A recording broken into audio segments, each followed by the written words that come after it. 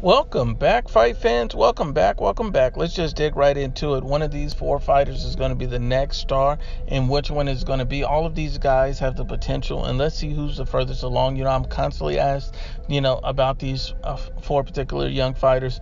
Who's on top, who's ready for the limelight, and who has the best chance to explode on the scene next. So let's just go over them and break them down. We'll start with Devin Haney, who has 22-0, 14 knockouts, and he's a very special fighter. He's already been compared to a young Floyd Mayweather.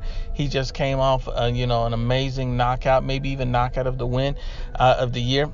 Devin Haney is definitely a special fighter. I think he's still a few fights away from showing us that he's really ready to compete at the highest level, and he may have that opportunity against a Virgil Lomachenko. The next one is going to be Teofimo Lopez, who's 13-0 with 11 knockouts. He's ramping up to get a shot at Virgil Lomachenko. He has maybe one or two fights ahead of him before he's able to get that fight with a Vasily Lomachenko, and he's going to have to make the most out of it. He's known as a very big puncher and knockout artist, but not the most skilled and crafty boxer, so he still has a lot to prove. Then you have Shakur Stevenson, who's 11-0 with 6 knockouts. He's displayed elite level skills. He's a very, very talented fighter, and at this point he's a number one mandatory for Oscar Valdez.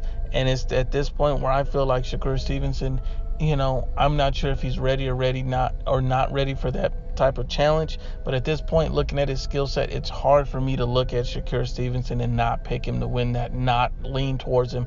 Even though he's young, even though he doesn't necessarily have the experience, when you see the skill set and how he makes, decent fighters look, he makes them look like child play. He's continuously getting better fight after fight, and he may be the next fighter ready for that step up. And then you have Virgil Ortiz Jr., who's 13-0 with 13 knockouts. If you don't know who Virgil Ortiz is, please go ahead and look at his highlights. Look him up. This kid is very special. He's training out of the Robert Garcia Boxing Academy. He will be the next big star in boxing. He will be a problem to contend with, to compete with against. He has very good dimension. He's only 21 years old. He stands at 5'10" with a 70-inch reach. He's a super lightweight, so he's going to be a problem. He has massive size, elite level power at this point for a prospect. Those skill sets are hard to come by.